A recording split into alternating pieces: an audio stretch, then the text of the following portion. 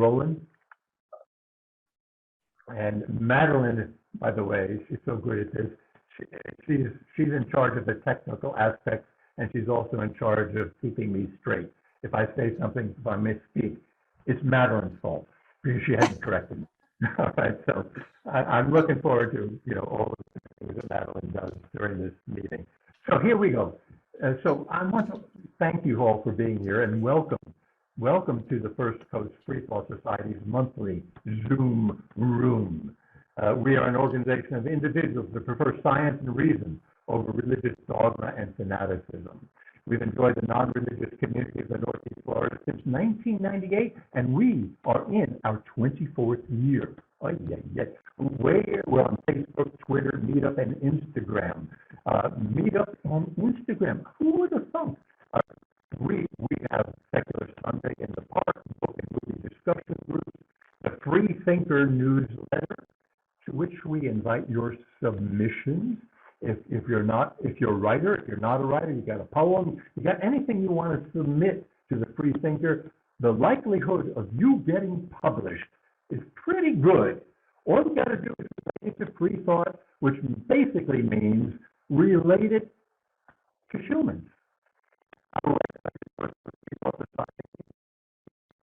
is EFS.org. Is anyone here at this moment new? And your video is breaking up. Anybody new? Anybody not been with us before who would like to share that you're new to this group meeting tonight? Anybody? I don't see any hands going up. I don't see anybody volunteering. No volunteering necessary. If you are new and you don't want to speak up, that's fine. I appreciate everybody's. Oh, wait a minute. We had a Lisa. Okay, Lisa. Lisa, would you be willing to explain hi, Lisa, and then we'll go to Colleen. How did you hear about us? Hi, everybody. I'm Lisa Ridge from the New Jersey Humanist Network. I'm the former president, current vice president. I tried to stay pretty keyed in to everybody's events. I've taken full advantage of Zoom over the last couple of years and have attended Zoom events from in other countries, and I have Chrissy's book and follow her on Twitter, and I just happened to come across this on Facebook, and I'm very glad that you have it open to the public. I'm glad to be here. Thank you very much for sharing, Lisa. Colleen, what's your story? How did you hear of us? Oh, well, I've been following Chrissy for probably a couple of years now on her Twitter, and I just love it. So much to learn, and I've especially appreciated lately her historical postings on Ukraine and Russia. Very enlightening. So I'm just thrilled to be here, and not going to have my camera on. I haven't washed my hair. So thank you. Thank you. Thank you very much, Colleen. Anybody else that I missed? If you had your hand up, you can take your hand down now. But I appreciate your sharing with us. If there's anybody else I'm interested in hearing, and there's going to be time to chit chat after Chrissy's presentation. But welcome to everybody. We are all volunteers here.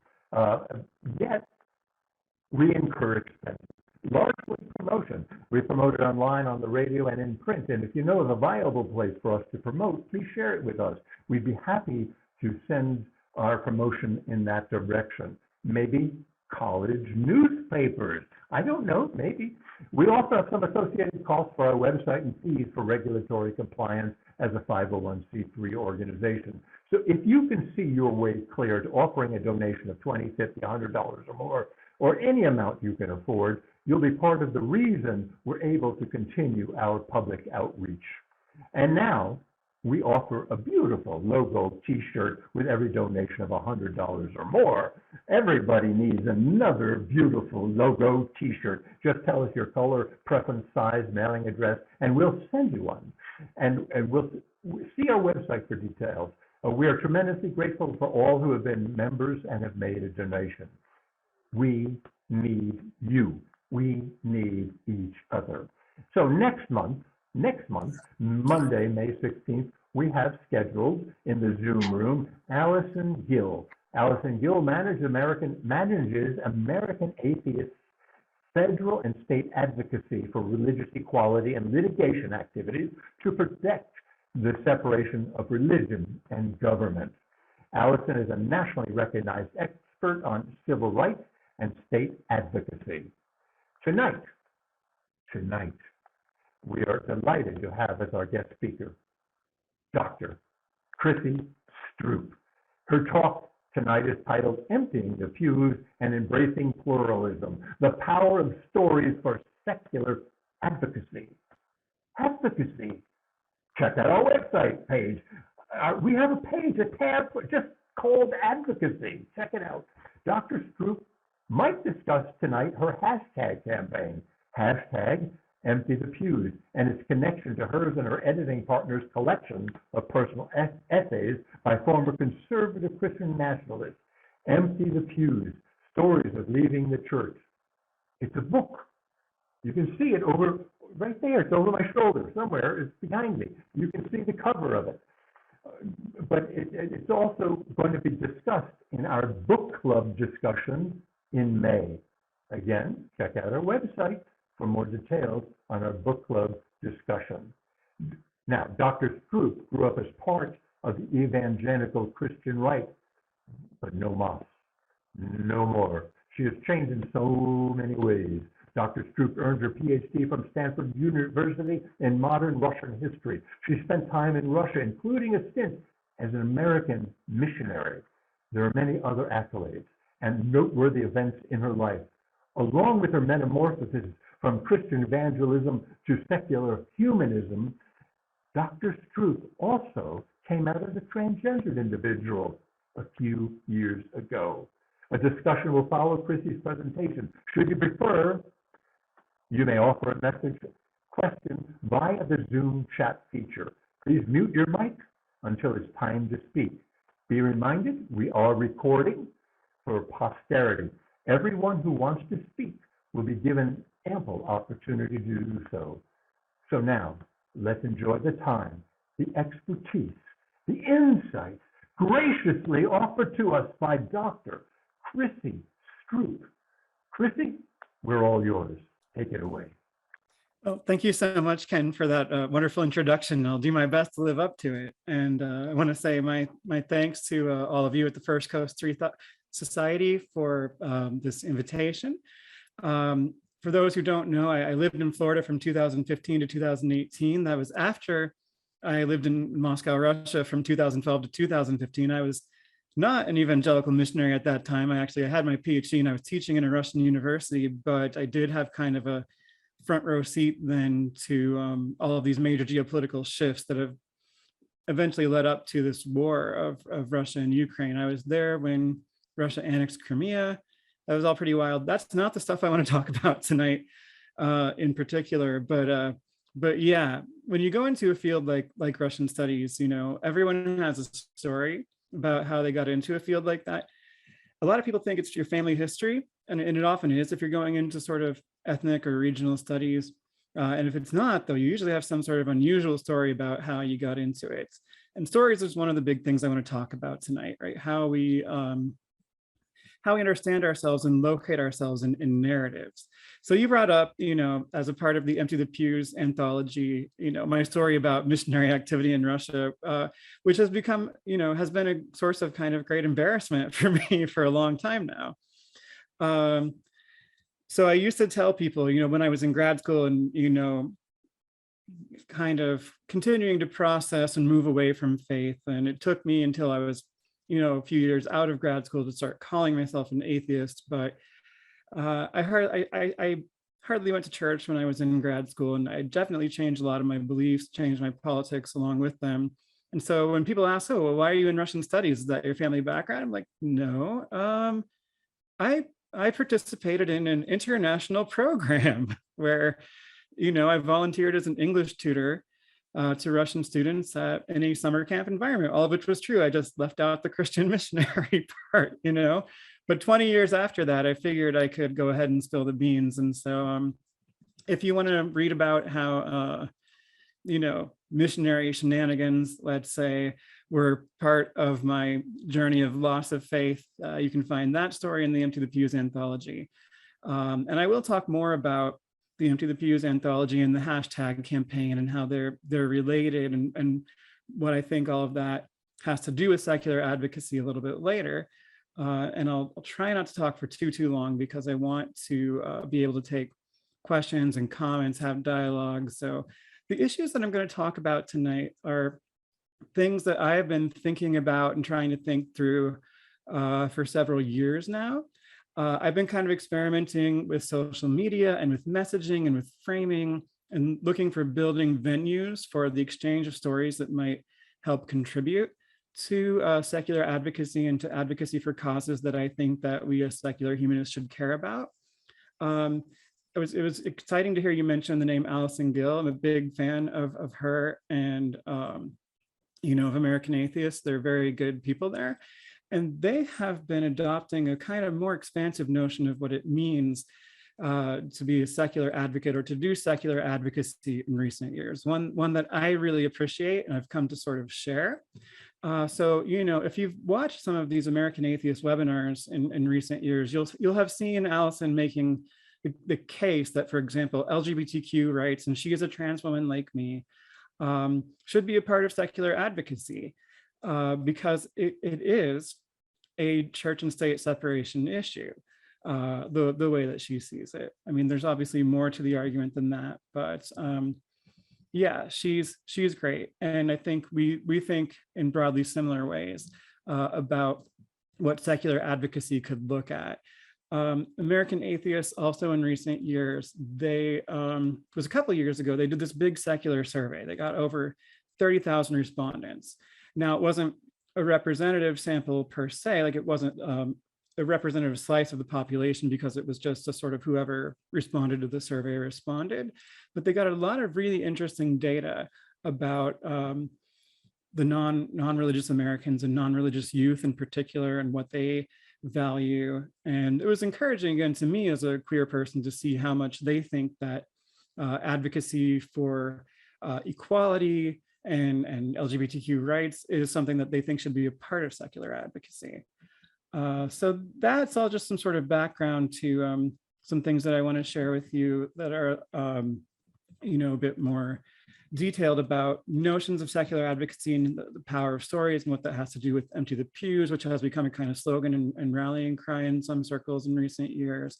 So I'm going to go ahead and share the screen and get some PowerPoint slides up now that hopefully you all will be able to see. So let me do that and minimize this sidebar. So before I go further in this presentation, I do want to say that, again, these some of the points that I'm going to raise are issues that I continue to think through, and I'd love to invite us to think through some of these problems together. I invite pushback and disagreement. So, you don't have to agree with every point that I make here. I certainly don't want anyone to feel like that. But I think that secular advocacy does need to move and grow, and it is moving and growing beyond the vision of, say, the new atheists. And that we could possibly rethink some things about how we interact and connect with the broader society, building coalitions to try to accomplish goals that secular humanists can embrace. And so I'm going to throw out a probably kind of provocative thesis here. And here it is. The basic thesis, I'm just going to throw it out right at the beginning, and then we can talk about it. So in my view, to be effective, secular advocacy must move beyond the assumed model of changing minds via logical debate that underlies much atheist and humanist thinking, and embrace the emotive power of stories to bring people together through empathy and rally us around shared values, which for advocacy purposes matter more than shared beliefs. Now, please don't hear what I'm not saying. I'm not saying that the story that we as secular humanists often like to tell about ourselves, is that we value reason and science over dogma. I'm not saying I disagree with that story or that it's a bad story. But what I am saying is that a lot of people in the wider public, people that could be our allies, if we might put aside sometimes debating things like the existence of God, are kind of alienated perhaps by that approach. But maybe we could work together if we found that we had certain values in common. And so the approach to broad advocacy that I support is one that involves building coalitions around shared values, including with religious groups that embrace separation of church and state, pluralism, and non-discrimination. And those groups certainly do exist. So to give you just a very recent example, the Freedom from Religion Foundation worked with the Baptist Joint Committee for Religious Liberty on a new report documenting Christian nationalism's role in recent political violence. Most of that report was written by Andrew Seidel, but there were contributions from people representing different Christian points of view and organizations as well, people who were involved with the Christians Against Christian Nationalism campaign. And I think it was great to just see the way that those two organizations came together to produce this report on something that they could agree on. When you hear Baptist, you might think that, the separation of church and state would be the last thing that would come to mind, and that would be true for Southern Baptists for the most part. But this Baptist Joint Committee represents an older strain of the Baptist faith, which is really committed to separation of church and state, because they are concerned that when you start to merge those two things, it corrupts the church as well as the state. So those are the good Baptists. They're the kind of Baptists that we can work with, in my view. So thinking a little bit further about stories now, I'm going to tell you just a little bit about my own story and growing up in the Christian right, being raised as a little boy, though always feeling different and kind of weird and having a hard time figuring out why. But the Christian right is very good at telling stories. Now, these stories are usually not true, but they pull on people's emotions. I don't believe in, the kind of emotional manipulation that I was raised in with the Christian right, that's a good thing. I'm not saying that we should embrace emotional manipulation, but that connecting with emotions can be a valid and powerful thing to do. Now, my own story starts, as this kid being told from, the time as far back as I can remember, that the world is full of all these horrible liberal baby killers, that they murder babies and we have to stop them, and we have to make the country obedient to God. And as a little kid, that was all I knew, and I didn't have any way to challenge those beliefs. And I actually liked school, so I would tell them the stories back that they told me that they wanted me to regurgitate, right? So here's a little essay that I actually wrote in 1991 in 4th grade, where they were already teaching me these totally debunked and non-scientific and wrong, creationist talking points that supposedly deny the possibility of the Big Bang and of evolution. And yeah, my teachers loved that I would just give them their points right back. And I mean, this is all just complete nonsense, but if you can read that cursive there on the screen, first of all, I want to talk about the law of entropy. It basically says anything organized tends to become disorganized after a while. Take your bedroom, you clean it up time after time, but eventually it will be messy again. If this law is true, how could so much order come out of chaos? I believe that God created the world on purpose in an orderly way, etc., etc. If you flip that page over, it also says that Darwin recanted his theory of evolution on his deathbed, which of course is completely false story, that Christians use a lot to try to win people over to their beliefs. Young Earth creationist Christians, that is, hashtag not all Christians, of course. But anyway, big part of my own story was escaping from this, figuring out that I'm being lied to, breaking this kind of stuff down. It was a slow and difficult and painful process for me, letting go of all of these beliefs, starting with things like hell as eternal conscious torment and young earth creationism, and ending ultimately with me seeing no compelling reason to believe in God at all. But it was very difficult to break out of. The process was traumatizing. It comes with a social and a psychological cost. And because of that, a few years ago, around 2014, 2015, I started using social media to try and connect with other people who had similar stories. And at first, I wouldn't say I had any sort of a grander vision of other than just, I wanted to talk to people who understood. I wanted to find those people. But before long, I started realizing that public visibility of people like us, the children of the culture wars, if you will, could be a good way to raise awareness in the wider American public about the real threat that the Christian right represents to democracy and human rights. In particular, in the Trump years, I began to think about this, as the phrase alternative facts entered our political lexicon. I thought to myself, well, hey, we were doing alternative facts before it was cool. I was raised in this very authoritarian ideological community. And I started thinking, well, yeah, it makes perfect sense that this kind of community would support someone like Donald Trump and would support his big lies, including the big lie after the 2020 election of that the election was supposedly stolen from him. And I continue to think, how can stories like mine and, at this point, surely the hundreds of thousands, probably millions of kids raised somewhat like me, whether or not they went to Christian schools that taught young earth creationism. I mean, hell, but on that point in the United States, creationism is sometimes taught in public school classrooms, and sometimes people get away with it because certain communities are, even though it's illegal and unconstitutional, certain communities are almost all evangelical Christian or Mormon, and they just kind of get away with prayer in school and all sorts of things that violate the separation of church and state. But anyway, I'm getting a little bit off track there. I've been thinking, how do we build venues? How do we use the tools that we have at our disposal just to get stories like this heard?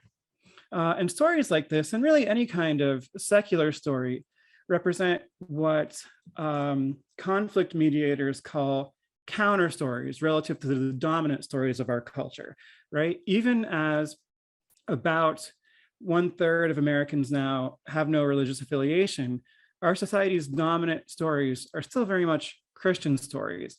And it is very hard to break through barriers to get counter stories heard in, for example, the major press, on television, that sort of thing.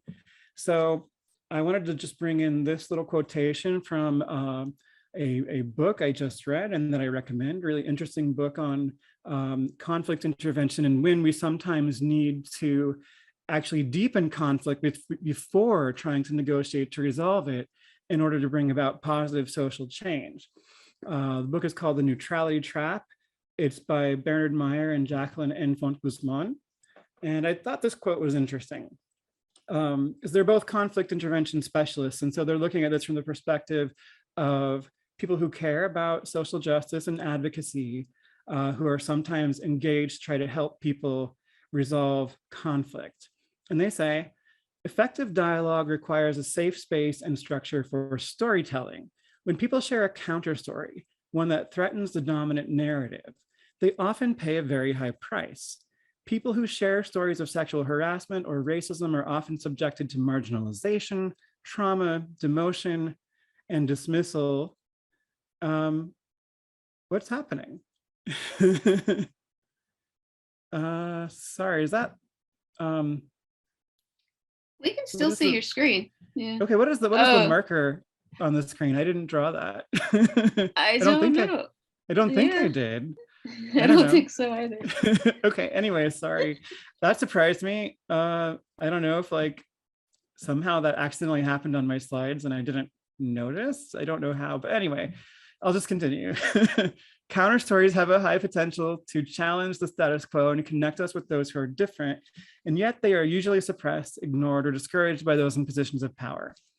Now, in my attempts over the last, 6 or 8 years to try to get stories of people who were raised in conservative Christianity and broke away from it heard, I guess I kind of learned this, but I never really thought to phrase it this way. And I think that this is an important insight. And now I'm going to tell you a little bit about those attempts, the sort of limited success that we've had, and just express hope for the future that we can continue to build spaces where counter stories can be told, and particularly counter stories that would help contribute to an America with a healthy secular public sphere, robust separation of church and state, which is a far cry from what we have now, of course. So stories that would help for secular advocacy. So I have a few questions that I'm thinking about and that I invite all of us to think about. So first of all, what structures can we create to promote secular stories that might help us pursue effective advocacy?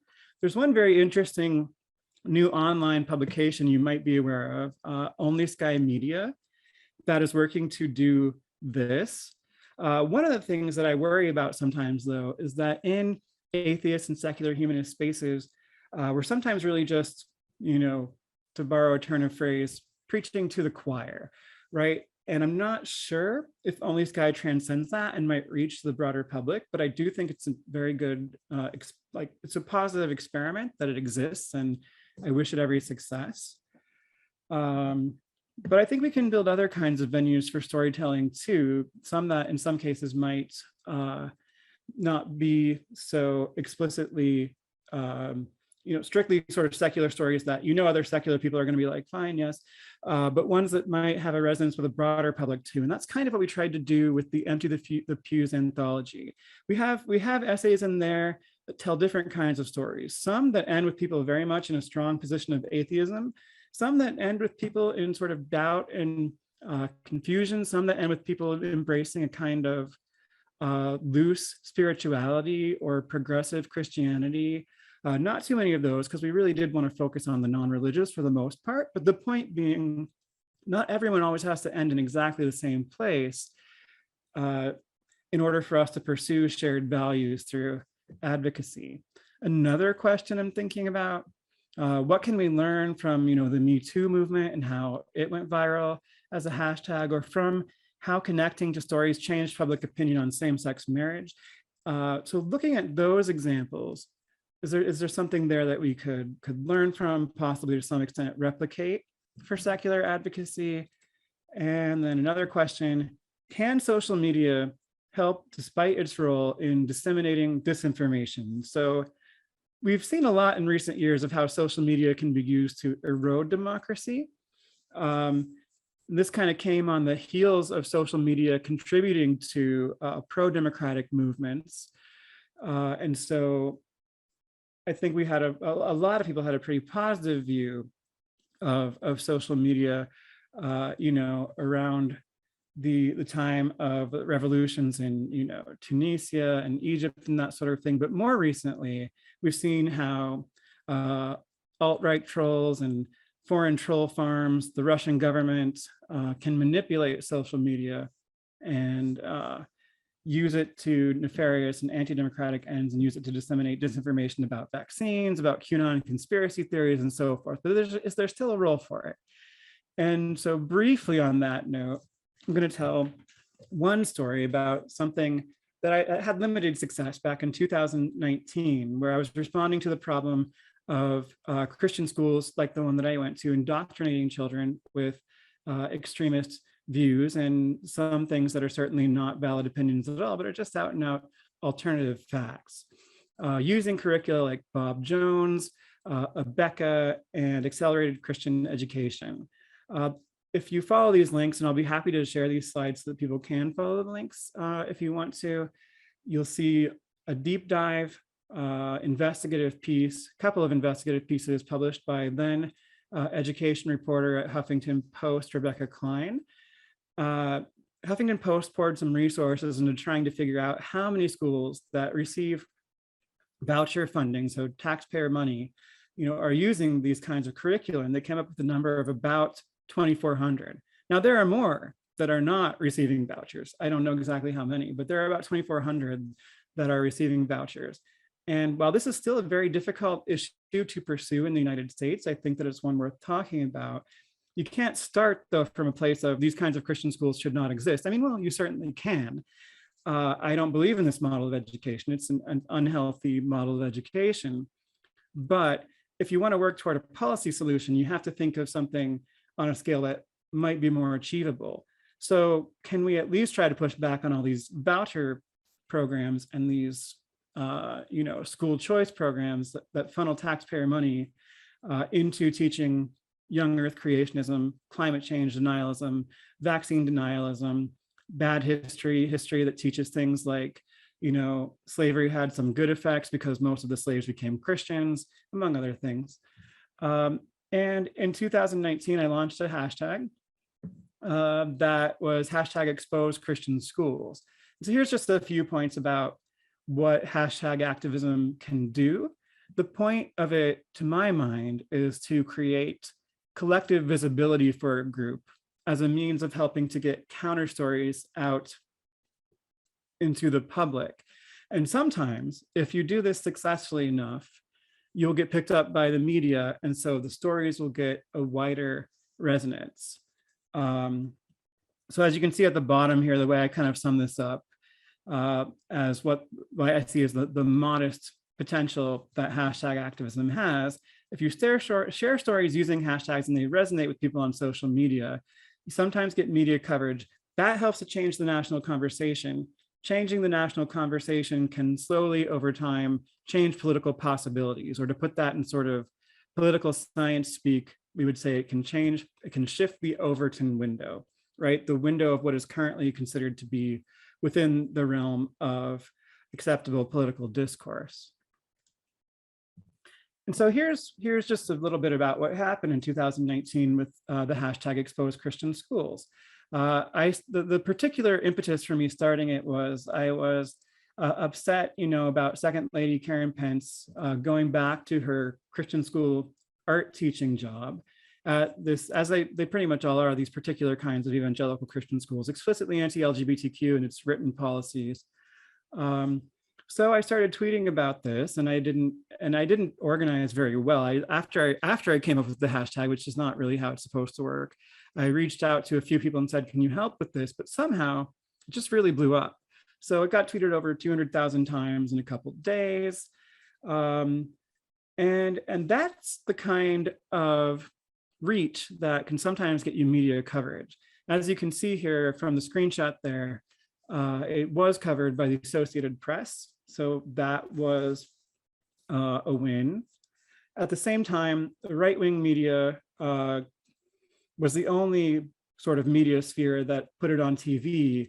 And it was featured on Fox and Friends twice, but they didn't talk about how this was actually people who were survivors of Christian schools telling our own stories and raising our legitimate concerns. They basically presented it as, phony outrage and a conspiracy of liberal elites who just hate Christians for no reason, apparently. Meanwhile, there were also trolls who organized on the very toxic website 4chan, who made anti-Semitic attacks on the New York Times reporter who did also report on the story. I was happy to see some coverage in the New York Times and in the Associated Press. Felt really bad for what happened to Dan and felt like it was partly my fault. And was really frustrated with how Fox picked up the story and pushed its own narrative of what this is, which was a complete distortion, and no other TV news picked it up. And that just speaks to the continuing power of Christian hegemony, of Christianity to set the dominant story in the United States today.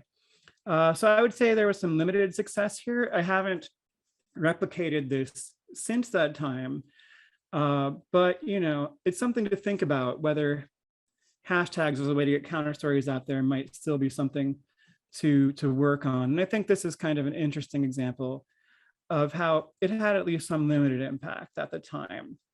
Here are some sort of things that people were tweeting, about their experiences in Christian schools. Twitter user Anais Charchenko tweeted, "Other bullshit things I was taught. Gay people are evil. Being black is from the mark of Cain. The Pope is the Antichrist. It's the end of the world. The concept of sexual purity. Men have dominion over women, etc., etc. Hashtag expose Christian schools." This did follow on the heels of my creation of the Empty the Pews hashtag, which happened in August 2017 when I wanted to protest white evangelical silence or even defense of Donald Trump when he said there were very fine people on both sides of the Unite the Right rally in Charlottesville, Virginia. And this is where I started experimenting with trying to say, of course, when you put a hashtag out there, you can't control how people use it. But the way I see this, hashtag Empty the Pews is just aimed at toxic churches that promote bigotry. I framed it as not anti-theist or anti-religious per se, but just targeting particular religion that's having an outsized impact to do harm in the United States. And to some extent, I think that approach worked. The hashtag did trend. It did also trended another couple of times. And it's still a community kind of signifier today that people do use on Twitter. So there's at least a few tweets with it every day that people use to highlight abuses and problems in Christian churches. But the initial trend was a pretty big one. It got some press coverage as well. And then Lauren O'Neill, my co-editor on the essay anthology, Empty the Pews, Stories of Leaving the Church, suggested that we should use it as the title for this book we'd already been working on for years. And so we did. And the way that I was thinking about the essay anthology itself, which came out in a couple of years ago, I think 2019, I should know this. Anyway, was as an intervention in the public discourse that allowed counter stories to be heard. It has sold a few thousand copies, so obviously it's not, it hasn't had as big of an impact as I might have liked, but I am very proud of it and how we have gotten stories out there. And again, these stories, there is one that's quite explicitly anti-theist, others that are quite explicitly spiritual with the place where their authors end up. The idea was that not everyone has to end in the same place, but the stories deserve to be heard. And I think if we do get these stories out there and people connect with them and we change public opinion, that can have some kind of impact on secular advocacy. But as I said, I'm continuing to think about these things and through these things. And so, how do we get our counter stories out there? How do we use stories to connect with people and do good? Do we need to tell different stories to the public than, well, we're just the people who believe in science and reason and the rest of you don't? I think we do need different stories, even if that story is not necessarily bad. I think we need different stories, a broader vision to reach more people. But I'd love to hear what you think about all of this, because again, my thoughts on this aren't really finished or definitive. I hope I've just given you all some food for thought tonight, and I'm happy to take questions as well as comments and engage in dialogue. So I will go ahead and stop sharing my screen now, and I'll turn it back over to our organizers. Well, thank you. Chrissy, thank you very much. You've got an elaborate story to tell yourself. And we're going to open this up to everybody who wants to ask questions. So think about your questions and your comments relative to Chrissy. But I got a few right up off the top of my head. When you started to do this book, this compilation, this collection of stories, when did you start? How long did it take? And how many people did you interview? We started working on Empty the Pews. Well, we first started talking about it, I think as far back as 2012 or so, right? Lauren and I kind of started exchanging some DMs to the effect that, oh, we should write a book. Now, we were already friends who knew each other in real life, but we were talking over Facebook direct messages at the time because we were living in different places. But Lauren was a librarian at Stanford when I was in grad school there. And I learned that she grew up Presbyterian. So, not the strictest sort of church, more mainline, but still, it had, her church was very conservative and it had a negative psychological impact on her. And she writes, I think, very powerfully about that in this piece about how Christianity and American diet culture were sort of two sides of the same coin for her, both in her family and her experience, and how they had that impact on her. So we started talking about it then. And in 2016, we decided to really try to pursue it and see if we could really make it happen. So it took a few more years after that. We worked with an agent for a while, but he wasn't able to sell it to a major publisher. So we started looking for a small press. We found Epiphany Publishers in Indianapolis. They were really great to work for. And during that whole process, we also just sort of put out a call for pitches or submissions. So we weren't really interviewing people so much as just asking them to tell us, do you have a story that you could contribute to this? We tried to lay out the vision in such a way that people would kind of latch on to it. And then they would send us either a fully written essay or a pitch, which we preferred the pitches because we could then immediately say, okay, we think this one works or we think this one doesn't work, you know. So it was a big process, and the criteria that went into kind of selecting the ones that we ultimately selected, I mean, obviously literary quality, but besides literary quality, we wanted to make sure that we had a diverse representation of different kinds of stories. We wanted to include people who broke away from Catholicism, Protestantism, Mormonism. We could have gone broader than that, but that's kind of where we stopped it for this. We wanted to include people from different racial and ethnic backgrounds. We wanted to include queer narratives, narratives that touch on gender and sexuality. A majority of the essays were by women. So we wanted it to be a kind of diverse collection of essays too that look at this broad problem of the power of conservative Christianity in American society from the point of view of people who broke away. And other than that, we wanted people to tell a good, compelling story that has emotional resonance. And so we didn't want to impose exactly where they ended the story, you know, or how they talked about it. But what we wanted was personal stories, not just kind of here's some statistics and facts, right? And you know, I'm more the trained, I mean, I am trained as a historian, so more of the sort of like scholarly wonky type of writer, though I sometimes try to push against that. And Lauren is more the literary writer. So, you know, in my essay, there is a lot of sort of historical background and facts and context because I'm always going to give people that stuff. But we really just wanted stories that could resonate with people. You could think, oh, I can empathize with this person. And we hope that would open up space. How many submissions do you think you received? Oh, let's see. We published 21, and I think we had to reject probably another 20 or 30. I don't remember exactly. It wasn't massive. Where did you solicit for them? We used social media to do that. So we solicited submissions on Twitter. We also got our call for pitches and submissions sent around on some different listservs. And then we did recruit people as well. So there are people that we reached out to because sometimes in part because you know that when you try to publish an essay anthology, you also have to have some people who have some name recognition and some pull.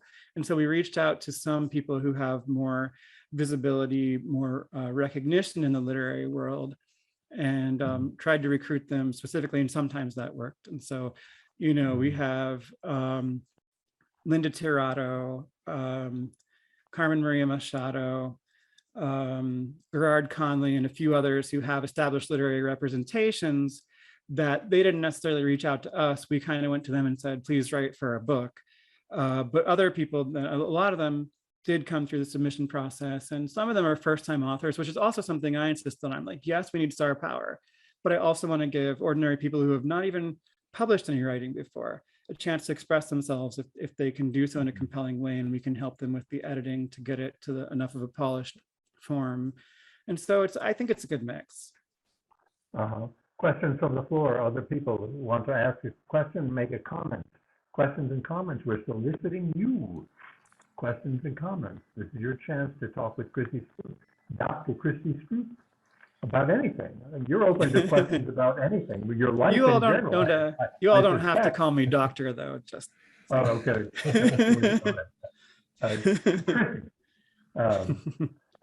Comments, questions. Well, Chrissy, one of the things that interests me in what you said is the idea that we're trying to tell a story and we want to reach a population that will hear us.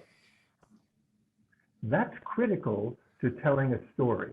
It's one thing to tell a story around the campfire and everybody has a good laugh or whatever, but how do we get heard from your perspective? And what strikes me is you came from a Christian evangelical, perhaps very right-wing, I don't know how right-wing. Oh yes, it was, yeah. Background, and you didn't resonate with you, and you wanted to change your own personal narrative, and you sought to do that. Spend a little bit more time, how that resonation within you, what did you recognize specifically, and how did you decide to make this story known? There are a few strands that kind of came together there. So first, as I briefly mentioned, as a kid, I never felt quite right. I always sort of felt off, but I couldn't put my finger on it. You know, I didn't actually even realize that I was queer until I was in my early 30s. Because I was sort of always, I think, barking up the wrong tree there. For a very long time, I had this intellectual crisis of faith, and I just kept it on that intellectual level. And it was never fully resolved. And I didn't understand that there was a lot more going on underneath that I just hadn't been looking at. But as a kid, I wasn't given, any sort of language to think through queer identities. I didn't have the intellectual toolkit. And of course, they were all just supposed to be, they were just very taboo and very scary. These are the very bad people, you don't want to be them. So you can't see that in yourself sometimes until much later. But it's interesting because, I stopped believing in hell in my early 20s, I guess.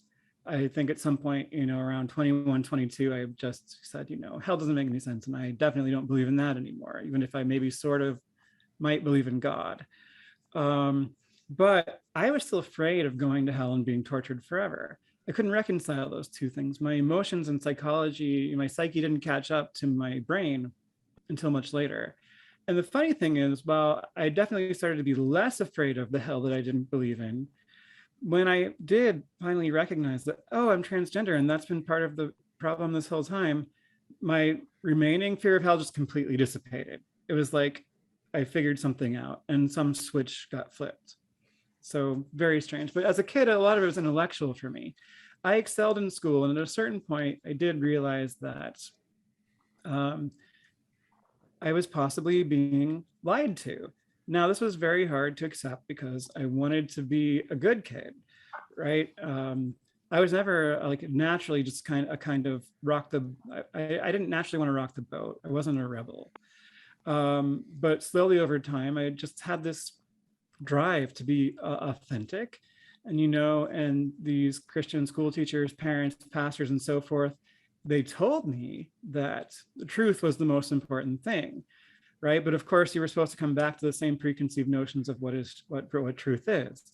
So I took them at their word, and I started pursuing truth, even if it took me outside of the bounds of what they considered to be acceptable Orthodox views. And that was a process that was scary and fraught with cognitive dissonance. And for many years, I just kind of tried to not really talk about it and not really open up to my parents or very many other people about where I really was, because I knew it wasn't going to be received well. I was trying to reconcile values of, duty to family, what do I owe my family, versus duty to myself, or rethink ways to frame that. And it was very, very difficult. And I wasn't sure if I would completely lose my family altogether. And I didn't. I actually still have a good relationship with my parents, pretty good relationship, but that took many years of hard conversations that eventually had to be confronted. For those of you who have seen Disney's Encanto, I like to say that I'm the Bruno of my family. And I kind of did have to go away, hide for a while before I could come back out and actually just have it out. Okay, so Chrissy, I got some follow-ups for you, but let's go to Fred and then we'll go to Alex. First, Fred. Yeah, I was just going to ask you about how your family reacted and how your connections with your past, when you knew in your past, after your childhood, differed once you came out as queer, and also that you were no longer religious, no longer believed what they said is absolute truth, and kind of still with you, how that impacted your relationship with, was it like almost a break other than with your immediate family, or you still connect with some of the people that may have known you completely different from your earlier years? Yeah, I did lose most of my childhood friends and childhood social community. There's a few sort of relationships that are kind of hung on by a thread. Most are pretty much completely gone, and very small number have gotten better because very few people went in the same direction I did, but hardly anybody. And this is one of the things that you hear a lot when you talk to people who grew up evangelical, when they start to reject it, is that they feel very alone and isolated. they think they're maybe the only one who had some of these experiences, which is another reason it was so important to start, for many of us, to start finding each other on social media, particularly in the Trump years, when a lot of people were very upset that their families were going all pro Donald Trump and conspiracy theorists. Some of them, weren't sure that their families would go that far. By that time, I would have been surprised if they didn't go that far, but I was at a different place than some other people. For me, I mean, my sister does not accept my gender, so we have a very, very strained relationship. I only have one sister. She's almost 2 years younger than me. My mom, I think, still thinks it's a sin, but she has started to basically respect my boundaries and to sort of be willing to see me instead of the vision of not really me, but that she was projecting on me throughout my life. And so that's a big step. And my dad, he was a music pastor in evangelical churches for most of my life, but through a weird series of events, he has now ended up in the, it has evangelical in the name, but it's actually not evangelical, it's mainline, the Evangelical Lutheran Church in America, which are basically, not to put too fine a point on it, the good Lutherans. They're like, the ones who are more accepting, more tolerant, more pro separation of church and state. And so his church now is what they call LGBTQ affirming, which just basically means they don't think it's a sin to be queer. So, and my mom goes to that church, but I don't think she agrees with that theology. But she tries to just fall back on, oh, Jesus just said love everybody. So, it's progress. But yeah, you don't get to redo your childhood socialization, and most of those relationships are gone, and that's not easy, but it is what it is. We don't get many redos on anything. There's so few do-overs in life. I remember playing stickball, and we would say, and we'd have an argument over whether it was in or out. Do-over. All right, Alex, you got a question, a comment, Alex? Yeah. Hey, how are you? Oh, good. How are you? How are you, Alex? Good, thanks. I really appreciate what you're sharing. I do have a question. I'd like to tease out this activism concept a little, but to give a bit of a backdrop personally, where I'm coming from, I basically, I was a Christian for almost the last 25 years, deconverted almost exactly a year ago. I went to a Christian high school, was part of a charismatic cult, was an Assemblies of God pastor for 10 years. Wow. Tried to plant a church that failed during COVID. And hey, I went through a church plant failed back in the 1990s. Yeah, my dad was the music pastor. yeah, I was a worship leader, music pastor for a few years as well. And anyway, we just moved here to Florida in July. Kind of new life. I'm a public school teacher now. Ironically, I teach a curriculum here in Florida called the ACE, Cambridge, sort of like an AP advanced, program based out of the University of Cambridge. And I say it's ironic because I with all of the stuff going on in the state right now, I don't think they realize that they're simultaneously promoting a liberal leaning academic program that they're endorsing in their high schools, So I love it because it's a I get to teach to high school students. I teach a course called Global Perspectives and Research, where we basically teach them how to deconstruct and reconstruct arguments and to think about how people all across the world are considering different things differently. So anyway, I say all that to say, I've spent a lot of the last few months calculating the costs involved in sharing my story, and maybe I needed a year to even get to a place where I wanted to even think about that, because I spent a good bit of the last year just drinking beer and hanging out on the beach and playing with my kids and which learning is totally valid. Learning how to be a human being, but now I emerged from that, and in some ways I've considered my job like pseudo pseudo activism or just sort of like, you know, I love what I'm doing. I could see the benefit to it. But I also see, you know, the story I carry as somewhat important, but there's costs. You know, I for the first time this weekend, in light of Easter weekend, I posted something. Actually, I posted a picture of your book because I started reading it, and I shared. I also posted like 6 other books, and now that I'm looking at it, it's interesting because a lot of them are memoirs from former evangelicals, and so I do resonate with the story aspect more than say like I didn't come about this through like intellectual, you know, like arguments, you know. So.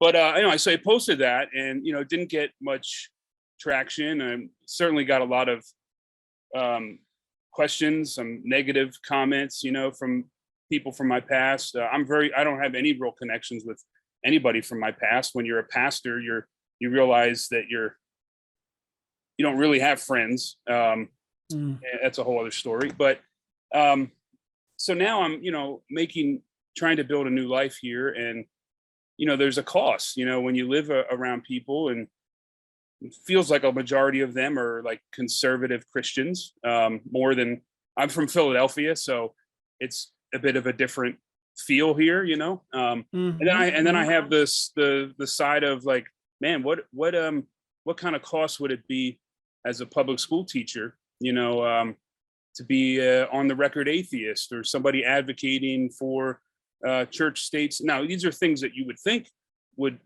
make sense in public school environment. But I'll say again, we're in a different context now. So anyway, that's you all are on the front lines in Florida. Yeah. So it's sort of a mixture. You know, I don't know if you kind of getting the gist of my question here, but Alex, what do you fear in terms of the cost? That's a great question. I suppose, you know, I don't know. Maybe like would I lose my job? I mean, you know, you think about, you know, when you live in a neighborhood, being ostracized, being considered, oh, those are, you know, I know what I said about people like me when I was a Christian. I mean, I just, you know, but I agree that guilty. I agree that like the only way to dismantle that is to tell alternative stories, and the only way for me to do that is to be open about who I am. So there's this tension, this conflict, you know. I hear you. Yeah, I don't think there's a one size fits all solution for everybody. Yeah, go ahead, Chrissy, please. Respond to Alex. Thanks for giving me time to share some of that. Thanks for sharing that, Alex. Yeah, I mean, thank you, Alex. You're in a difficult position, and we all choose our battles. And you know, I don't think that you need to feel guilty for, you know, if your students don't know that you're an atheist. In fact, I think, you know, there's a part of me that's still attracted to a certain ideal of, you know, civic life in which maybe we wouldn't even know the political views or religious views of our teachers, because that way they can just kind of present things. But there's another part of me that does, you know, think it's great when you can bring personal stories into the classroom, but sometimes you can't, you know, and that's okay. So direct public advocacy under your own name is not something that everyone can do, and I don't think that people need to feel guilty about that. On the other hand, you know, what does it mean to live authentically for you is kind of a question that only you can answer yourself. So if you want to have, you know, good social relations with your neighbors, you know, maybe you don't slap a Darwin fish on your car, maybe you don't go around carrying a sign saying, I'm an atheist, you know, I think that's okay. But obviously, if you're going to have a deeper relationship with somebody, you're just going to get into talking about it, and it's going to go where it's going to go. Because at that point, of course, you're going to start to share more personal things about yourself.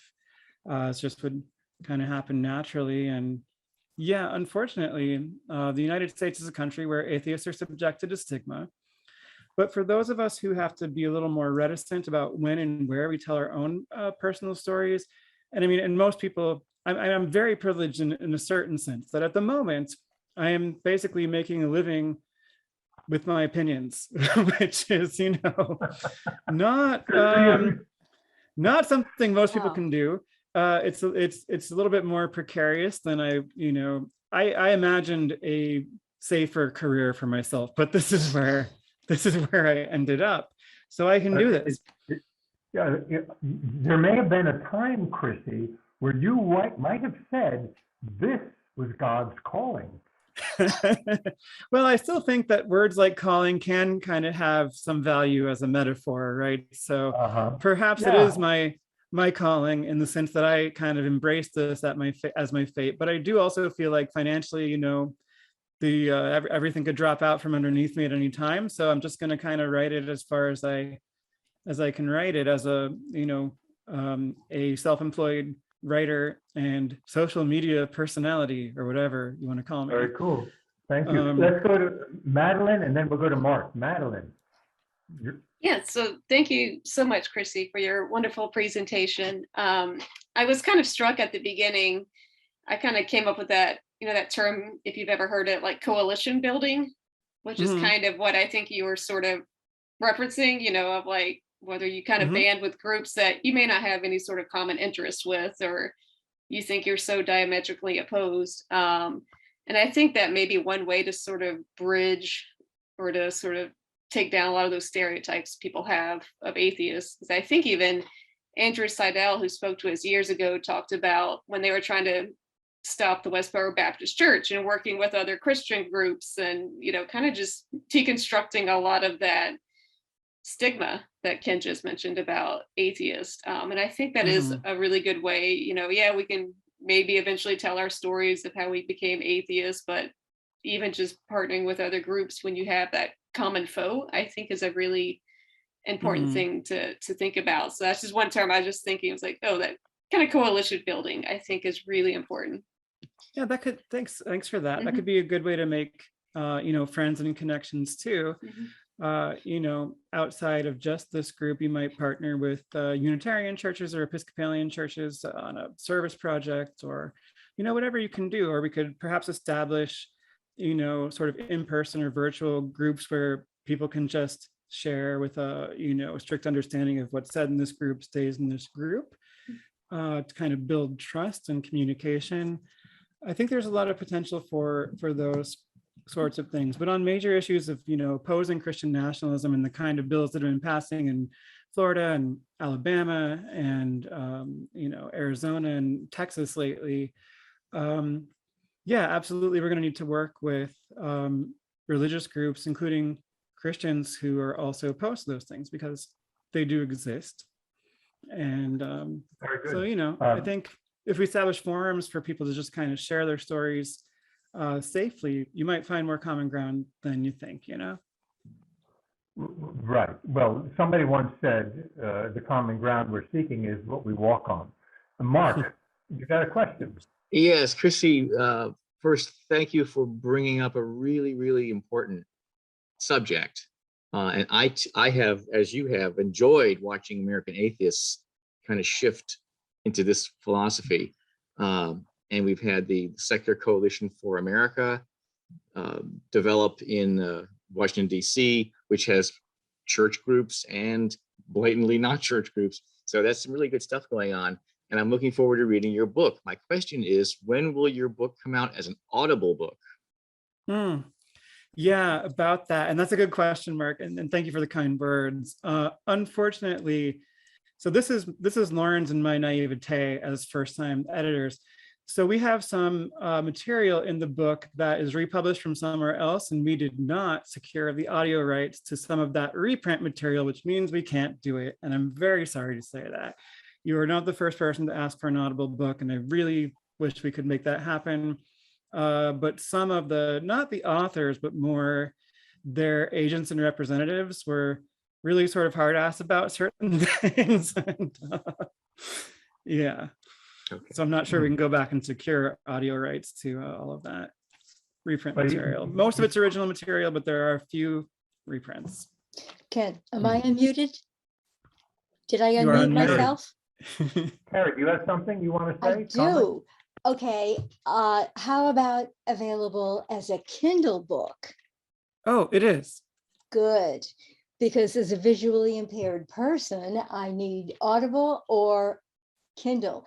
And while I have the stage, I loved your essay in the 4th grade. What a smart little kid. And the chaos in the room. Why didn't I think of that? But anyway, I think you. Of course, what they don't tell you is that's only true in a closed system, which the universe is yeah, not. I loved it. But Well, you were incredibly brave, and to come out of escaping from the religion and escaping from being locked in to sexuality that wasn't you. I just think that is very, very commendable. And so, because I couldn't see the blackboard, I had to get up and walk. I was embarrassed to admit I couldn't see the blackboard. I can't imagine admitting I couldn't, I didn't believe in stuff. Fortunately, I was raised in the Unitarian Church and my parents were very eclectic. Okay, so I will ask a question and I think I know the answer. I think the answer might be story. But what would you say to give somebody else who wasn't brave enough to come forth with their story and share it? How could you advise them to help them come out? From whatever it is they need to come out from? Thanks, Carrie, for that great question and for all the kind words. So yeah, I've kind of had to come out multiple times for multiple things. I mean, first as someone who voted for John Kerry in 2004, right? After voting for George W. Bush in 2000,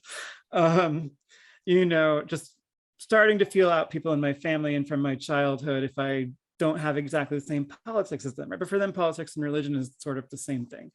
Then as someone who doesn't share all their beliefs, and then as queer is kind of how it worked out for me. What I would say to people, and it kind of goes back to what we were talking about earlier, is prioritize your safety first. And so these things do come with a cost. And what does authenticity mean to you in the situation that you're in right now? I think if we want to encourage more people to share their stories, and I think we need to provide better fora to do that. In some cases, maybe also anonymously or in small group connections where the story is not going to get out, so people can kind of get used to sharing it. Practice. How much are you going to say to like your own family though?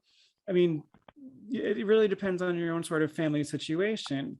And if it's important to you to try to have a close relationship with your parents, after you've completely changed your beliefs from theirs or your politics or both, then by all means have that conversation. Just be prepared that it may not go the way you want it to go. Or if you are just, pretty much 100% sure that it's not going to go the way you want to go, you don't even have to, really, you can just kind of cut them out of your life. I mean, some people have to do that for their own health and safety, unfortunately. I don't think very many people do that lightly, but sometimes going no contact is for the best, or you say it in a format that feels relatively safe to you. You let the chips fall. If the relationship ends, it ends, but you have to be prepared. But then publicly is a different sort of thing, or, what should you say about who you are to the kids in your classroom? Different set of questions. And so I think it's equally important, to think about ways that we can help other people share their stories, even if we can't always share ours in the way that we would want to. And just how do we get these stories out there? How do we contribute to building structures? Can we use anonymous social media accounts to tell our story or to boost other people's stories, for example? It's just one simple way to do it. Or small group formats. Can we donate whatever sort of money we can afford to groups that do things that we think are important? Like to, for example, American Atheists or the Freedom from Religion Foundation or the ACLU or whatever. We can all be a part of it, but we have to protect ourselves. And I just don't want to prescribe any kind of one size fits all solution, All good points, but I commend you tremendously for the way you handled yours.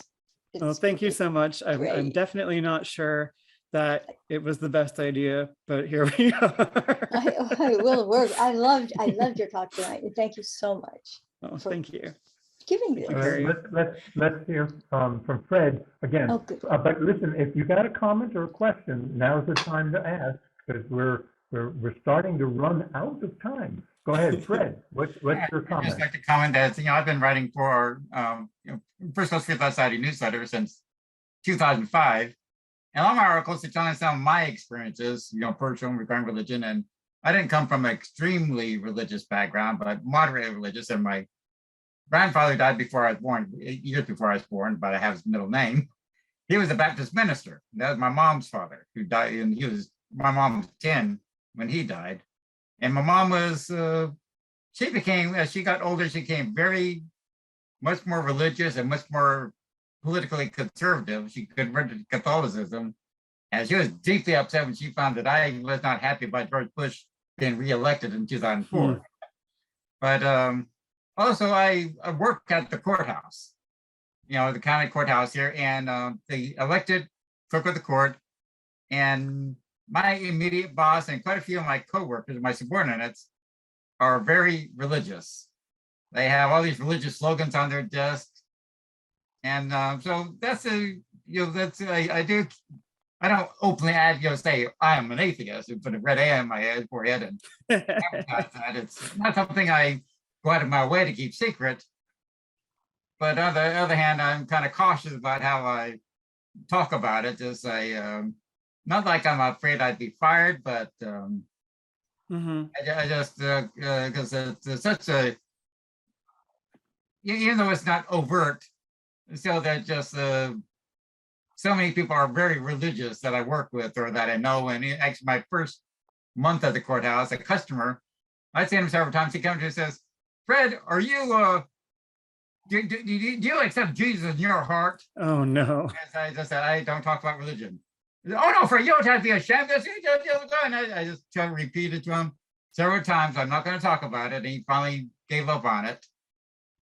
And I know a lot of people do have those sort of things, and some people that do have sent me as an editor in the news that I gotten some people's other stories, and I certainly would preach more. But I know some people are very hesitant to do it because some people don't really like to write, and others, of course, are very hesitant because they don't want someone that they don't want to find out that they're atheists or whatever they are find out through the newsletter somehow, which I know it's possible my boss or whoever else might find out, but this one I don't really care. But but it's I know some people that's more had to keep more under the radar, so to speak.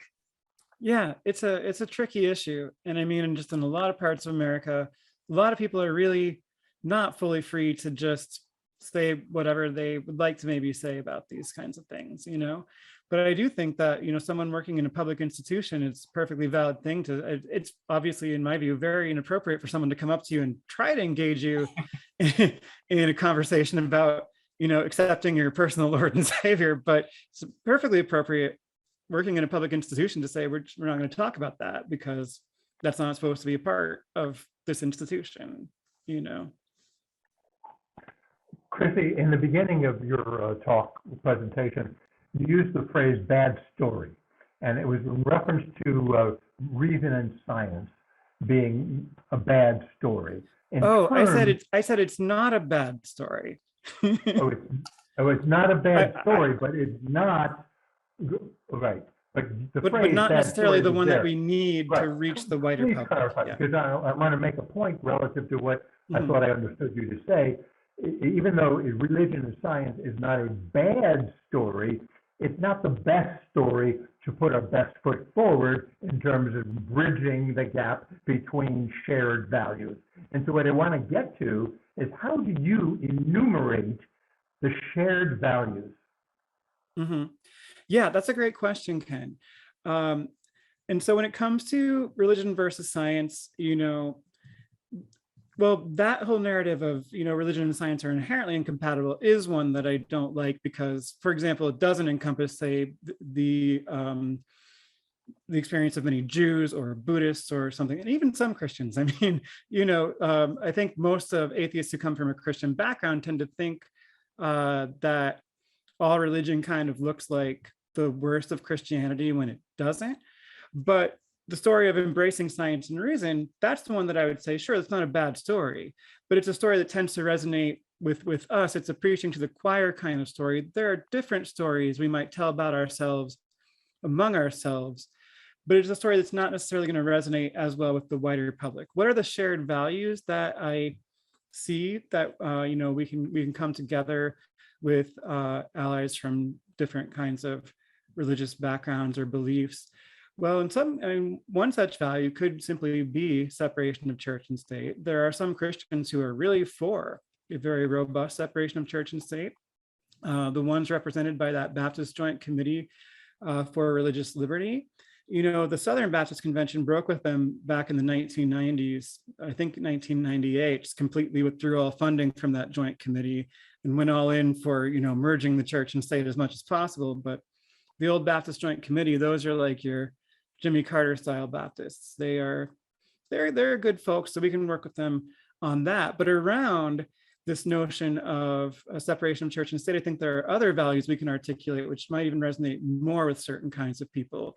Values like equality, strong institutions, public education, and somewhere in there, I mean, certainly we can have, fact-based education, reason and science, I think, as a part of it. But also just, democratic society where people are equal, where people aren't discriminated against based on their identity, whether that's their religious beliefs or lack thereof, or their gender or sexuality or their race. Those are the kinds of values where I think we can come together, or the value of simply service and doing good for our fellow humans, that sort of thing. Mm-hmm. And I think sometimes if we put aside strictly, notions of, oh, science means religion is not important anymore, and just, we'll have more of a chance to articulate and listen and come together around those values that some religious people do share. And I also think it's just pragmatic, because we have to accept that democracy entails pluralism. I think it's great that, non-religious Americans are now about a third of the population, and that shows no signs of slowing down. So American secularization may be catching up slowly with European secularization. I am happy about that. At the same time, religion is not going away. And so some more sort of, I guess, humble dialogue with people who have different views from us, I think, can be of value in coalition building. Well, whether or not religion is going away, we can look at the history of the decline of religion, and we can look at the Trump versions of the Christian nationalists and say, oh my God, they're right in our face. So there's a dichotomy there. But here's another question for you, Chrissy. Why should we build a bridge trying to find shared values to a place we don't want to go? Mm-hmm. Well, because what's the difference? In other words, what's the difference between an anti-theist and an atheist? Mm-hmm. Sure. Well, an atheist, of course, is someone who just doesn't believe in God or gods, right? And an atheist being an atheist doesn't have to entail total certainty about that, right? I liked the way that Carl Sagan used to put it. If he simply sees no compelling evidence for the existence of God, so he doesn't believe in God. But in theory, if you could show him evidence, he could change his mind. I like that sort of epistemologically humble approach to things, rather than the more certain approach, which is sometimes referred to as Gnostic atheism versus agnostic atheism. Now, anti-theism is generally this kind of belief that the belief in God or religion, which tends to be conflated, but again, actually, as someone with a background in religious studies, as part of my study of Russian history, I studied religious and cultural history, and political history were kind of my main foci. Religion doesn't always entail belief in God or gods or even the supernatural. So first of all, it's incorrect, simply incorrect empirically to conflate those things And I think if we were to adopt a little bit more nuance sometimes in our communications as atheists and humanists, that would be valuable. Because again, for just example, it's perfectly possible to be a practicing Jew, even an Orthodox Jew, and not believe in God. And also many kinds of Buddhism are perfectly compatible with not believing in the supernatural. So, there's no reason to alienate people off the bat by misrepresenting this term religion. Now, does belief in God always cause more harm than good? I would, probably tend to think, maybe. Leaning toward yes, but I don't think it's something that we can empirically demonstrate. And I don't think it's a particularly useful thing to get hung up on in most cases. So I do think that for most people who believe in some sort of divine, it tends to be a reflection of the values they already have, which is the danger of it, right? Because sometimes that means God hates the same people you hate, and you never have to change your mind about anything, and you never have to say sorry, right? I mean, that's our Christian nationalists here. But sometimes that means God cares about the oppressed and the marginalized and social justice. And, to be sure, if we take the example of the Black church in the United States, yes, there's still a lot of issues there with patriarchy and anti-LGBTQ views, but also a strong commitment to social justice. Many Black Christians are for the separation of church and state and have come to accept LGBTQ people. And when we talk about religious privilege in our society, I think we also might want to nuance that a little bit more. Undoubtedly in America, there is something called Christian privilege, and that we could call that. And I think it needs to be dismantled as much as I think we need to dismantle white privilege and male privilege if we want to have an equal society. We also need to dismantle Christian privilege. But Christian privilege is not evenly distributed among all Christian groups, right? So Christian privilege applies most to white Protestants. For much of American history, Catholics were considered less than, the Irish Catholics, Italian Catholics weren't even considered white until the middle of the 20th century, roughly, and also Black churches, synagogues, mosques, all sometimes subjected to violence, bombings, vandalism. I think that given that sort of situation, representatives of minority religions and atheists and secular humanists have a lot we could work together on just to establish a more equal society. That's sort of the way I look at it. And, I find that a lot of, I actually take pride in the fact that I'm able to address, say, both religious and humanist groups in some cases. On the other side, I work with groups like the Religious Coalition for Reproductive Choice, which is mostly Christian. A lot of them are Unitarians, pro-reproductive justice, pro-choice group based in Washington, D.C. I've worked with Christian Theological Seminary in Indianapolis, which is a very liberal seminary, a lot of professors of color there. I've got good friends in the Black church, Reverend Dr. Andre Johnson, a pastor, activist, and professor down in Memphis. And I'm proud to have those contacts. And, I'm also proud to call Andrew Seidel and Allison Gill and Nick Fish my friends, and be able to address groups like yours. But one message that I bring to both sides is, we actually do have some common values. We may not all want to go to exactly the same place as to use your metaphor, but within politics, there are certain places we can go together, and we can hold space for each other to go our separate ways on, Chrissy, believing you said God. earlier, and we're opening up to more comments and questions, but until somebody else shows a hand, I'm going to ask another question. You said earlier that the Christian right is the biggest threat to democracy. Have you considered what our democracy might look like if our First Amendment did not include religion in terms of the Establishment Clause and the Free Exercise Clause, and religion was just relegated to another group of people as a 501c3, such as a philosophy club? That's an interesting question, Ken. What if we just didn't put it in the First Amendment at all? I mean, it's a huge counterfactual given how much interest in religion, some of the founding fathers had, obviously most of them were deists inspired by the Enlightenment, though in a number of cases they did think the common people needed to have religious views. But then if you look at, sort of the less elite tier and the very top founding father tier, people from the different colonies that became the states, I mean, in some cases, religion was a lot more important to some than others. And they were thinking in the context of the European religious wars and not wanting to see all that happen again. So I really think, it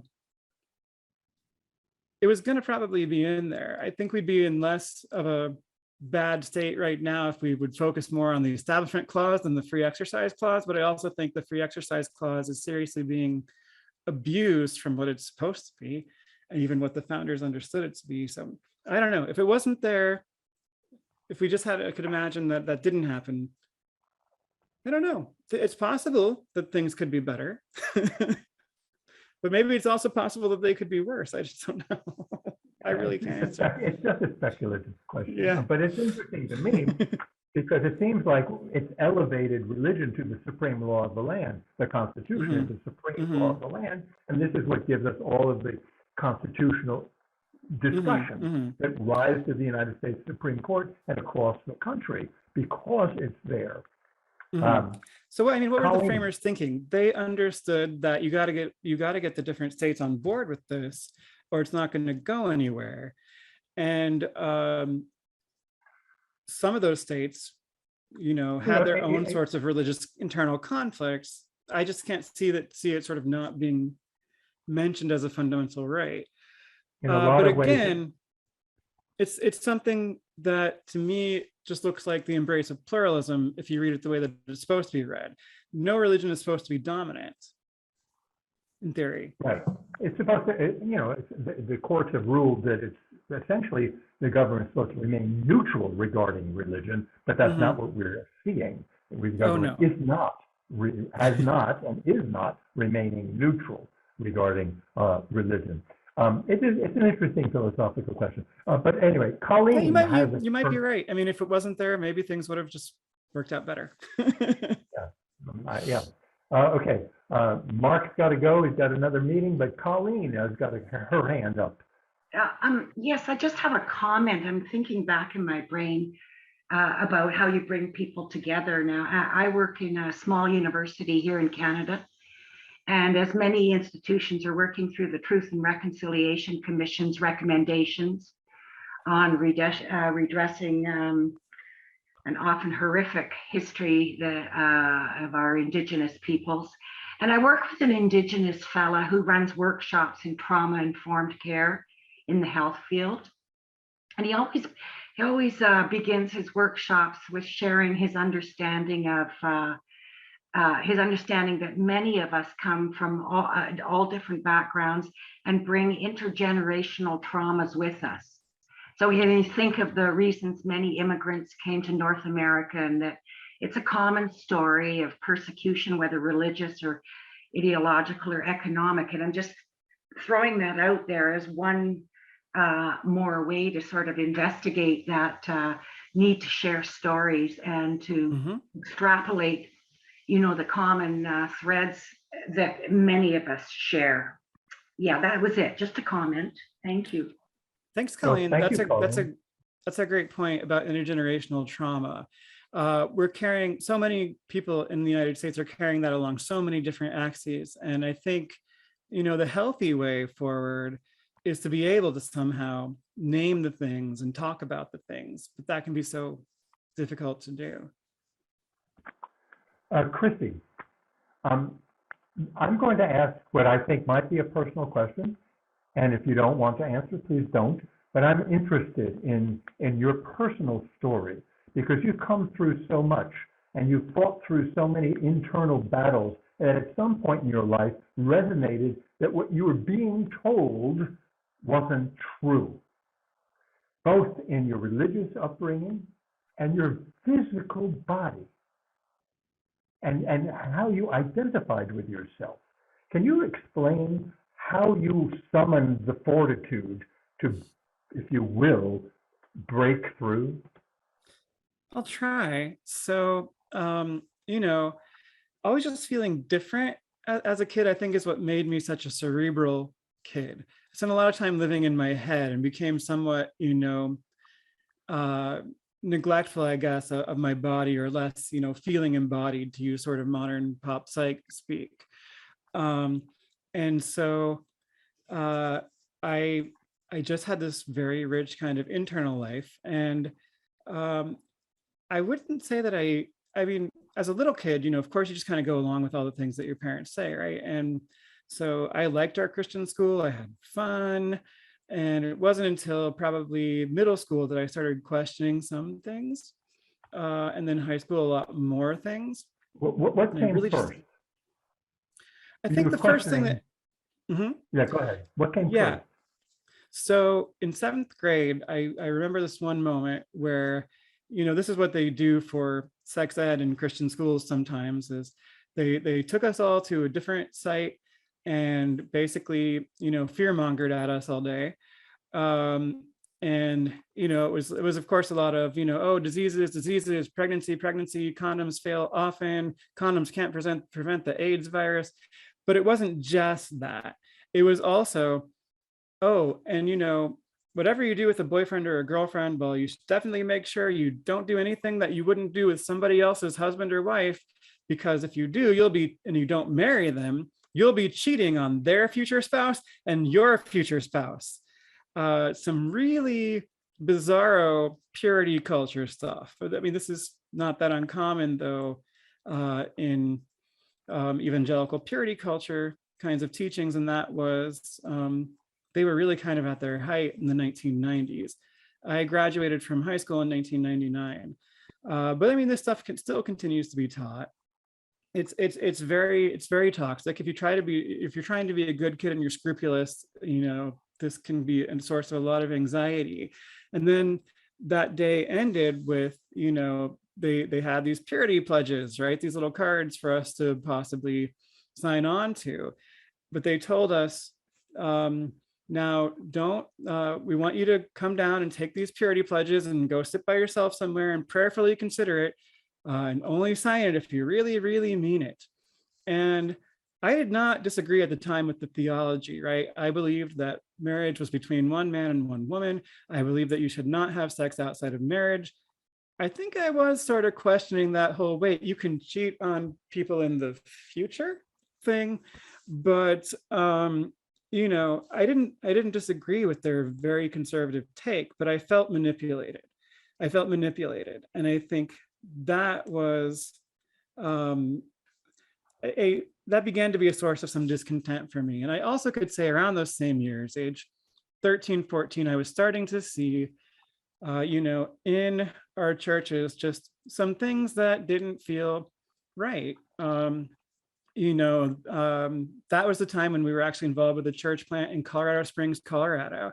And then a couple of years later, we moved back to Indianapolis, Indiana, because the pastor sort of went on a power trip, and he started threatening the job security of my dad, the music pastor, and then of the youth pastor, who was also from Indiana. So then my dad and the youth pastor, who he became the head pastor in the new church plant that we started in Fishers, a north suburb of Indianapolis, they wrote strongly worded letters to the denomination, the missionary church, and then went off and started their own church plant.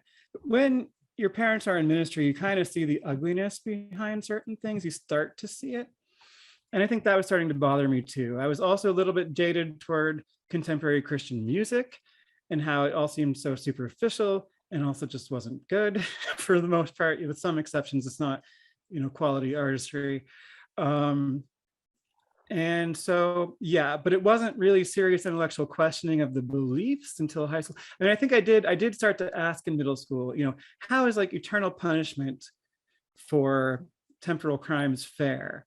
But I didn't push that too far at the time, Oh, wait, I remembered another moment. I actually got to go to a public school for the second half of 6th grade, because that's when we moved to Colorado Springs. And so I remember that I liked the science teacher, and she was teaching us about evolution. And I also had sort of normal sex education there. And so then I could compare the two side by side. The next year, 7th grade, I had totally fake, abstinence only, extreme guilting, quote, sex ed. I remember now, yeah, just thinking back, and I'd almost kind of forgotten this, but I started to find evolution really interesting. Yeah, the fortitude and the resolve. Where did the fortitude and resolve come from? I guess it just came from that always feeling different and trying to figure that out. I don't know, I'm stubborn, but it took a very long time and it wasn't easy. I mean, I don't feel like a hero. I mean, I didn't like figure it out right away. Right, but have you considered how did you have the strength to do what you've done? Or is it just something? I mean, that's very kind of you to put it in those terms, but I don't know, I guess. I just don't know. I just always felt like I had to, like I was compelled to pursue the truth. I see. And so you did. And so you went up against the religious family, the religious churches, and then everybody who was telling you about your body and your gender identity, and you went up against two major things that a lot of people struggle with for the rest of your life. And here you are talking to us and say, yeah, I did it. I don't know exactly how I did it, but I did it. I would say you find that people, among the people who grow up the way that I grew up and leave it, a lot of them are queer. And for those who aren't queer, a lot of them are women. And that's because these are very patriarchal churches and very anti-queer. So at a certain point, you know, even as you try to tell yourself the stories that they want you to tell about yourself and believe the things that you're supposed to believe, it stops working and you have to figure out something else. And I don't know. I think in some cases when there's a part of your identity, even if very deeply suppressed, that just there is no space for it in this community, it forces you to find your way out. Yeah, that's interesting to me. I think you've done a great job, Chrissy, and I want to thank you very much. I'm going to make one last call for another question. Last call. Thanks, you so David. much, Have a good night. Unfortunately, I have to go. Sean Baird's out of here. David, everybody, I don't know. I have a question. Can I ask a question, please? Well, please. Yes, of course, Jeanette. Please go right ahead. You know, Chrissy, this is the way it always happens. As soon as everybody knows we're getting ready to end, everybody wants to ask a question. Go ahead, Jeanette. I was kind of hoping somebody else would ask because to me, it's one of the most fascinating aspects of Chrissy's life experiences. It's her time in Russia. And I was wondering what it was like to teach there and how those students were receptive to you and what your thoughts are now looking back on that time spent there. And how long were you there? Thanks, Jeanette. Yeah, so, well, I spent a lot of time in Russia, so that wasn't, you know, the first or the only time, but 2012 to 2015, that was after I got my PhD. I did not immediately get a tenure track job in an American university. I did have the opportunity to go to a university in Moscow that had partnered with Stanford for study abroad programs. And so I took that and I continued to do research. I did research in Russian archives and libraries while I was there. And I taught some classes. And boy, I mean, there's a lot of stories I could tell.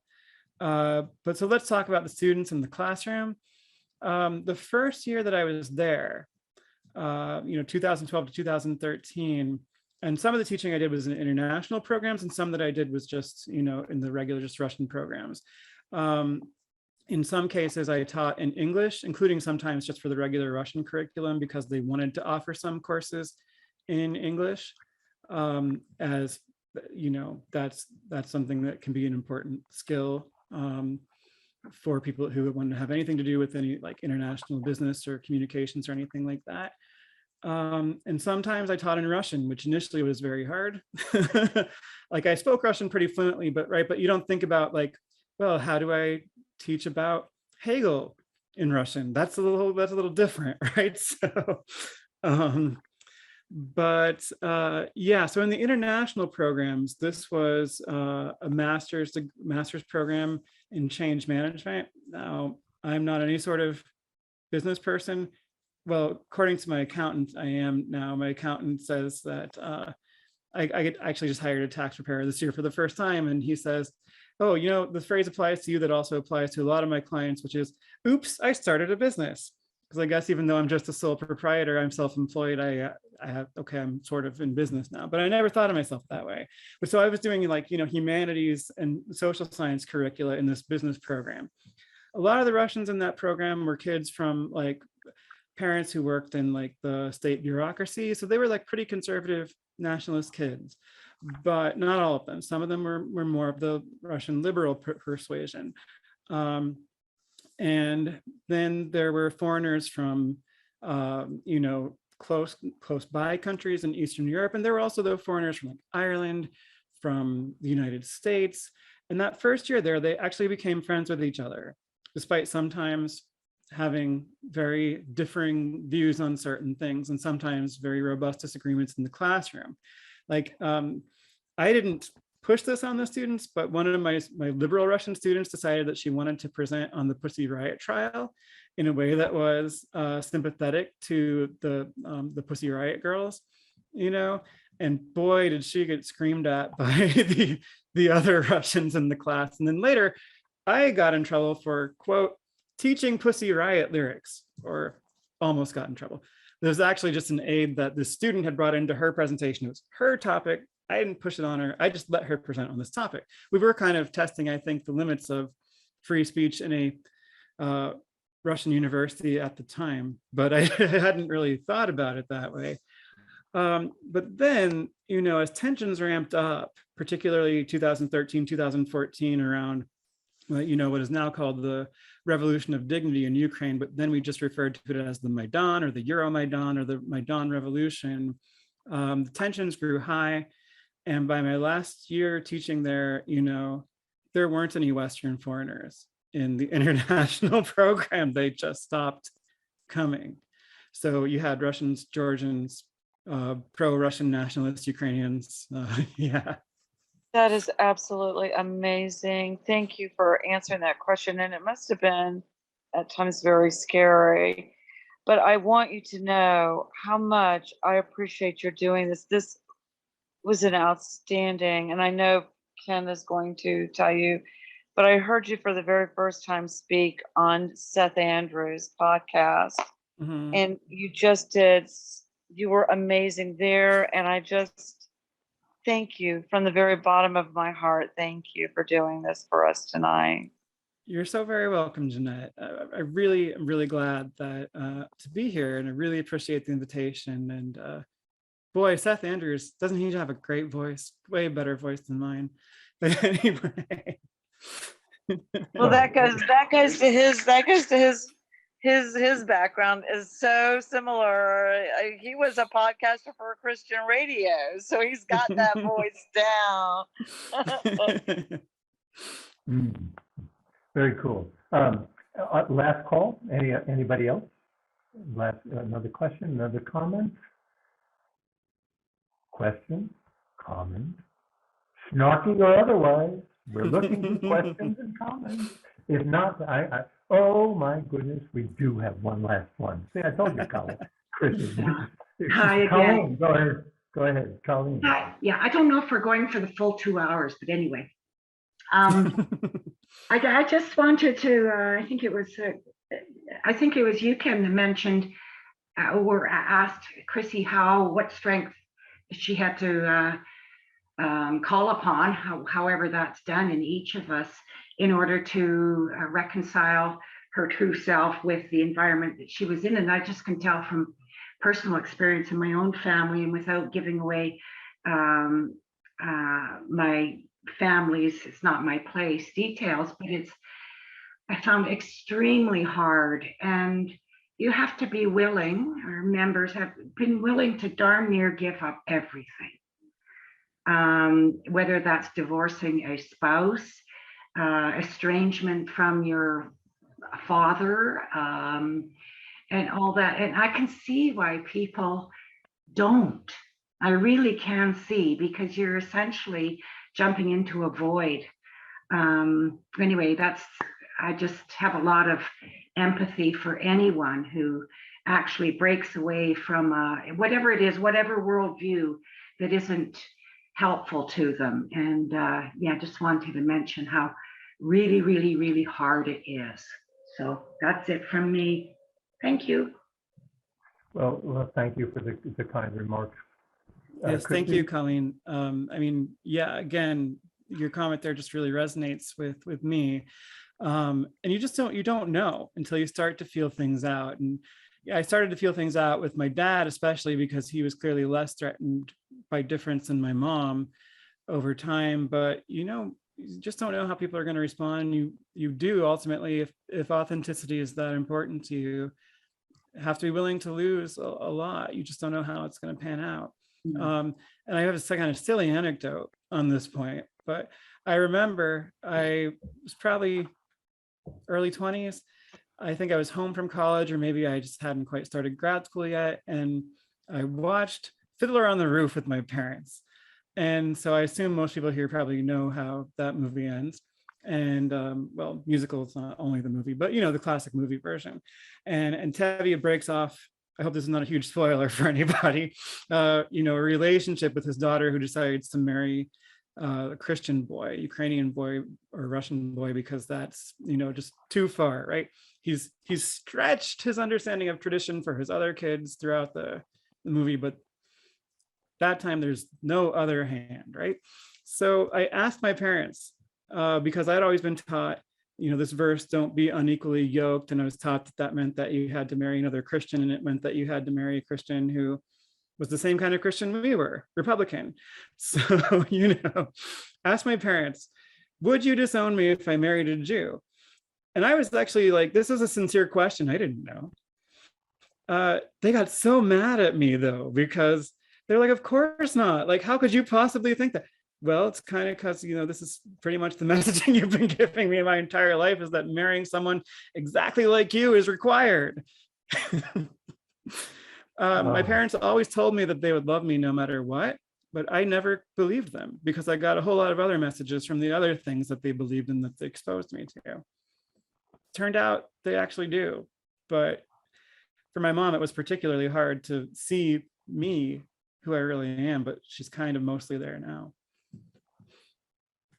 And not everyone's going to have that, not quite, that relatively happy ending. A lot of people don't. Right.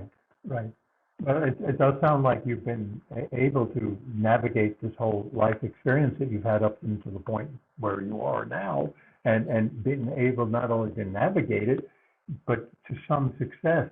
But the navigation, it's not a straight uphill climb. It's up and down and down and down, and then up and up, and then up, and then up. 2 steps forward and 1 step back is still forward progress. And it sounds like you've made forward progress. And not only have you made forward progress, you've been able to share it with the world. And we are just grateful that you have shared your time with us.